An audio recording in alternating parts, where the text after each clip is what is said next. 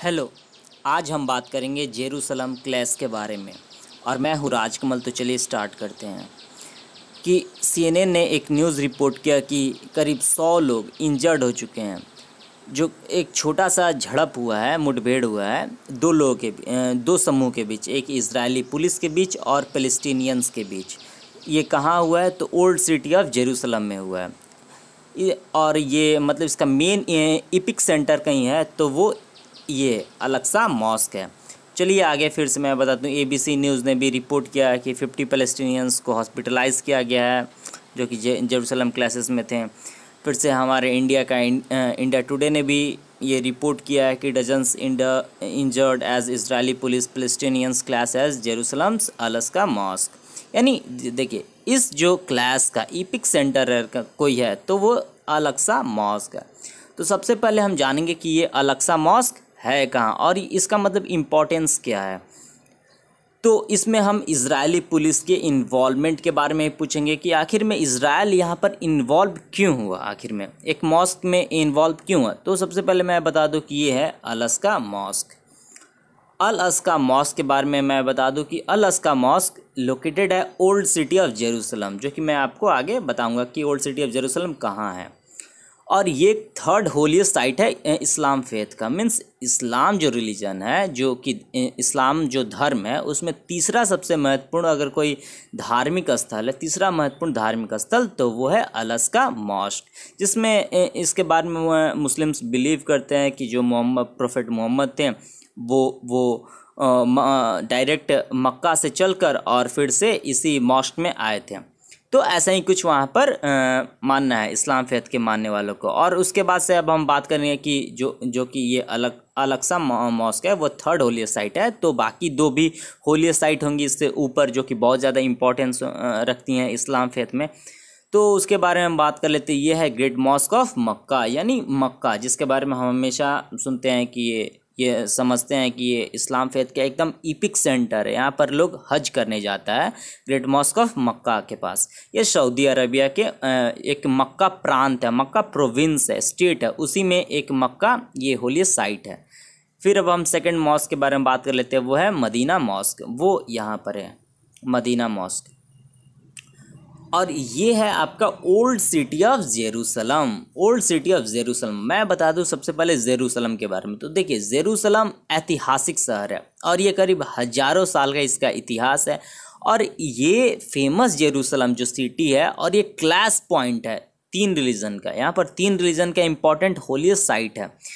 तो देखिए, पहला होलीस्ट साइट तो मैंने जैसे ये बता ही दिया, पहला होलीस्ट साइट है ये जो आप देख रहे हैं मॉस्क का जो डोम देख रहे हैं ऊपर, ये है अल-अक्सा मॉस्क। ये मुस्लिम फेथ को मानने वाले हैं। लेकिन जो ये आप वॉल देख रहे हो, ये जो आप वॉल देख रहे हो, ये वॉल जो है ये जूइस जो कि यहूदी मानने वाले जो लोग हैं उनका जो एक टेम्पल है उसका लास्ट जो की दीवार है वो बचा हुआ है, जिसे किंग डेविड ने बनवाया था। तो देखिए, यहूदी धर्म के मानने वाले लोगों का भी ये सबसे बड़ा होलीस्ट साइट है। मतलब इससे बड़ा उनका धर्म का कोई होलीस्ट प्लेस नहीं है इस जगह को छोड़कर। इसलिए आप किसी भी बड़े नेता को देखेंगे, अगर वो इजराइल में जाता है तो यहाँ पर मत्था अपना जरूर टेकता है, ठीक है ना। इसे किंग डेविड का एक मंदिर भी बोलते हैं इसे ये। तो फिर से एक तीसरा जो सबसे इम्पॉर्टेंट जो रिलीजन का इपिक सेंटर है वो है ये चर्च। यहाँ पर एक चर्च है, यहीं पर सूली पर चढ़ाया गया था जीसस क्राइस्ट को, ठीक है ना। तो ये जो क्रिश्चियनिटी फेथ के मानने वाले लोग हैं उनके लिए सबसे इम्पॉर्टेंट है। मतलब कि आपका वेटिकन सिटी से भी ज़्यादा इम्पॉर्टेंट क्रिश्चियनिटी के लिए, क्योंकि यहीं पर जीसस क्राइस्ट को सूली पर लटकाया गया था। तो हम बात कर लेते हैं ओल्ड सिटी ऑफ जेरूसलम। तो देखिए, जेरूसलम का जो ओल्ड सिटी है ना, ये यहीं पर मात्र 2 किलोमीटर के रेंज में, मात्र 2 किलोमीटर के रेंज में ही ये तीनों होलीस्ट साइट आती हैं। जैसा कि मैं बता दूं, ये तो इतना क्लोज है कि क्या कहा जाए। ये अल-अक्सा मॉस्क हो गया और ये यहूदियों का मंदिर का दीवार हो गया जहाँ पर वो अपना पूजा पाठ करते हैं। और इनका सबसे ज़्यादा है, जैसे कि इस्लाम फेथ का मदीना है, मक्का है, सबसे ज़्यादा इम्पॉर्टेंट होली साइट है, वैसे ही यहूदियों का मानने वाला ये दीवार है। ठीक है ना, ये लास्ट उनका टेम्पल का दीवार बचा है। तो ये चर्च हो गया जो कि क्रिश्चियनिटी फेथ के मानने वाले लोगों का है। तो मैं बता दूं कि जो ओल्ड सिटी है वो 3 रिलीजन का इम्पोर्टेंस है। जैसे कि देखिए वो जिस वॉल के बारे में बात करता है टेम्पल वॉल, उसे वेस्टर्न वॉल कहा जाता है। वो टेम्पल माउंट का है। वो किसके लिए इम्पोर्टेंट है? तो ज्यूज़ के लिए, यानी यहूदियों के लिए। और जिस चर्च के बारे में मैं बात कर रहा था, इस चर्च के बारे में, इस चर्च का नाम है चर्च ऑफ द होली सेपल्चर, ठीक है ना, सेपल्चर। तो ये क्रिश्चियंस के लिए बहुत ही ज़्यादा इम्पोर्टेंस है, क्योंकि यहीं पर जीसस क्राइस्ट को सूली पर चढ़ाया गया था। और फिर से जो अल अक्सा मॉस्क है वो सबसे इम्पोर्टेंट है मुस्लिम्स के लिए, क्योंकि मुस्लिम्स का थर्ड होलीएस्ट साइट है ये मैं अल अक्सा मॉस्क है।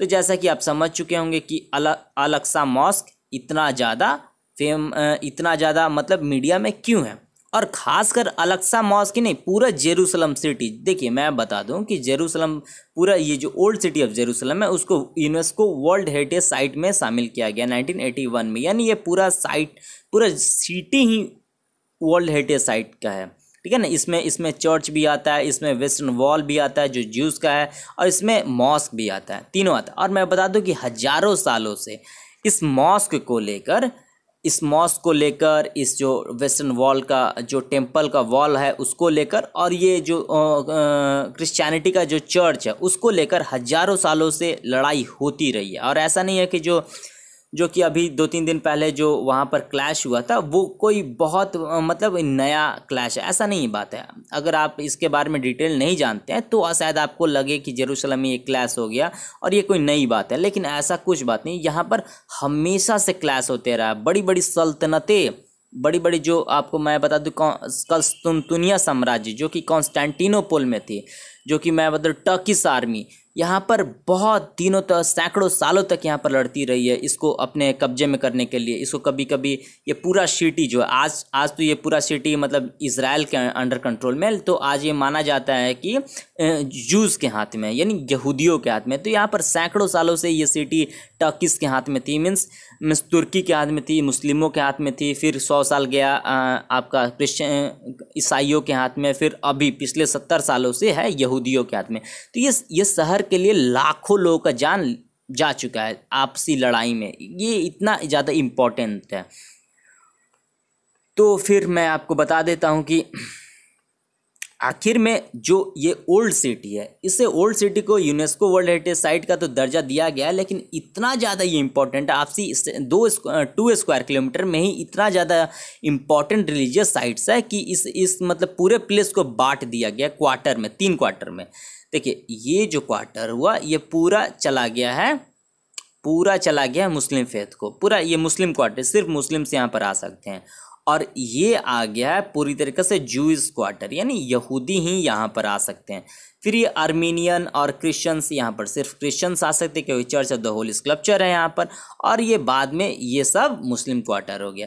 तो मैं बता दूँ ये पूरा जो ओल्ड सिटी है, वो पूरा ओल्ड सिटी 3 भाग में बांटा गया है, एक जूइश क्वार्टर, एक आपको क्रिश्चियन क्वार्टर और एक मुस्लिम क्वार्टर के बीच, ताकि आपसी लड़ाई ना हो। लेकिन इस पूरे सिटी पर अभी अंडर कंट्रोल ये है इजराइल के, और इजराइल आपको पता होना चाहिए कि इजराइल का स्टेट रिलीजन जूइश है, मीन्स यहूदी, यानी उसका जो राज्य का जो धर्म है इजराइल का स्टेट रिलीजन वो यहूदी है। तो ऐसा देखिए क्रिश्चियंस एंड जो जूज हैं वो तो अलायंस में है, कि वो बोलते हैं कि देखो भाई कोई बात नहीं, क्रिश्चियन और अलायंस मिलकर रहेंगे और इस शहर को तुम ही संभालो। वो लोग क्रिश्चियंस ऐसा बोलते हैं। लेकिन यहाँ पर आ जाता है मुस्लिम्स के बारे में, वो लोग बोलते हैं नो, ये शहर हमारे कंट्रोल में रहेगा, ये शहर तुम मुझे दे दो, ये शहर पैलेस्टीनियंस चलाएंगे। तो इसी के लिए लड़ाई है और हजारों सालों से लड़ाई होते रही है, करोड़ों लोग मारे जा चुके हैं। तो खैर आपका क्या मानना है? और यहाँ पर मैं सबसे मेन चीज़ बता दूँ, लोग कहता है कि रिलीजियस लड़ाई वहाँ होता है जहाँ पर लिटरेसी कम होती है। तो मैं आपको बता दूँ कि इजराइल में अबाउट 100% लिटरेसी है, पैलेस्टीनियंस भी पढ़े लिखे हैं। और इस जो क्लैश हुआ है इसमें तुर्की, पाकिस्तान, बड़े बड़े इस्लामिक कंट्री जिन्होंने इंटरवीन करने की कोशिश की है, सब अच्छे से अच्छे रिच कंट्री है। पाकिस्तान को छोड़ दिया जाए तो सब रिच कंट्री है, लिटरेट कंट्री है। तो ऐसा कोई नई बात है कि लिटरेसी से रिलीजन के लड़ाई का कोई लेना देना है, क्योंकि उसका सबसे बेहतरीन एग्जांपल जेरूसलम है। जेरूसलम के लिए हज़ारों साल से लड़ाई होते आया है और मुझे लगता है कि अगले सैकड़ों सालों तक भी लड़ाई होते आएगा, क्योंकि मैं रियलिस्ट अप्रोच को मानता हूँ। तो मेरे अनुसार ऐसा कोई भविष्य नहीं दिखता है कि ऐसा इसका एक पीसफुल रिजोल्यूशन हो सकता है। तो खैर, आपको ये मेरा शॉर्ट एनालिसिस कैसा लगा ये मुझे आप ज़रूर कमेंट करके बताइएगा। सो थैंक्स, स्टे सेफ, आप मास्क पहन कर रहिए, घर में रहिए और इस चैनल को और इस वीडियो को शेयर कीजिए, सब्सक्राइब कीजिए और लाइक भी ज़रूर कीजिए। So thanks.